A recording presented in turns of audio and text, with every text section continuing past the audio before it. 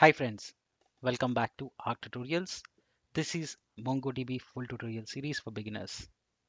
This is a part 5 of the series where today we are going to learn about connecting MongoDB in Visual Studio Code as well as people who want to work in terminal, right? So we in the previous episode we have seen how to connect using Compass application. So today we'll see how to work on a terminal as well as inside Visual Studio Code. This is MongoDB full tutorial playlist. The playlist link is in the description box below. Make sure you check it out. I have planned around 21 tutorials for you, which are hands-on and live examples on MongoDB. All right, so today we are in the fifth episode. So far we have covered introduction. We have seen installing of MongoDB. We have learned the basics about database, documents, and collections. In the previous episode, we have learned to use Compass application. We connected through it. We explored the UI and graphical user interface for managing MongoDB. For our pro developers who are more interested on using terminal or using Visual Studio Code, this episode will be of particular interest to you. All right, so in this episode, we'll learn how to connect to Visual Studio Code using extension. We will understand some of the basic things of how to work with that extension. And we will also get our hands-on examples using the Visual Studio Code MongoDB extension as well as the terminal. All right, so let's get started with some basic things. All right, so I showed you last time how to install. While during the installation episode, we have seen how to install the MongoDB extension. For our friends who are joining us new, just search for MongoDB and you would see MongoDB for VS Code. Click on install. So you should see a icon, leaf icon, which is the logo. You should see it here. So you see your icon here. That means you'll see connections, expand it, and you would see that it's connected to double click on it. It will connect to localhost. So once you're connected to localhost, which means you're connected to MongoDB as well, right? Now, this is one way where you can see, explore your database like this and see the document, the schema, and all that. So you can see here that you have your collection name called learning, and then you have one document. So this is another tool you can expand and you can explore the MongoDB documents as well as the schema.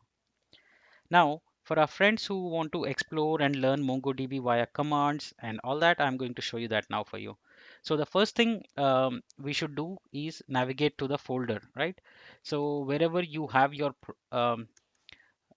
MongoDB installed, just navigate to that cd MongoDB, and then it would say you have to go to MongoDB, and then it would be server, it would be 4.2, and then you will have to go to bin, right? So this is where your folder will be. Like this is a path where I have installed. So you will navigate to the folder where you have installed your MongoDB server, right? Locally. Now, once you have navigated to that particular folder, you have to run a command which says mongo.exe. So once you do that, if you can see here, it says it will show you the prompt here with an arrow, right? With the greater than mark icon, which means that it is now listening to MongoDB shell or MongoDB terminal, right? So that's the starting point for you. So if you have got this so far here, you can run commands like, show databases, etc. Will going to learn in the next episode in detail about commands. But understand to get started, you will use mongo.exe file and run the command through this graphical user interface. Also you can use, which is Compass app, or you can use Visual Studio Code, or you can use terminal. So I'm giving you three options how you can run them, right? And at the same time, you can pretty much do everything from each of these. So there is no, some people ask me, which one do you prefer, which one do you recommend? So there is no recommendation here. It's again up to your comfort level. But I would suggest, if you are a beginner, go with Compass application or with Robo 3T. If you are a little experienced and hands-on with Visual Studio Code, your setup, you have a grip on Visual Studio, then I would encourage you to start using Visual Studio Code extension. And if you are someone who is coming from database background, wants to learn the commands yourself, you want to type them, you want to feel that, so you can type it as well. So what happens is when you click on this, it shows you the list of data collections. That's nothing but it's running the same command here, right? So similarly, if you want to learn, I would say you start using terminal as well. because this way you will learn the commands that are run behind the GUI tool. All right.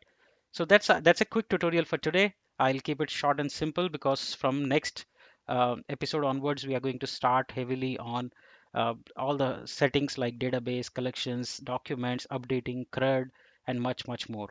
So get yourself ready, get your system ready, get MongoDB installed, get all the tools that you want you in one place, get your hands dirty.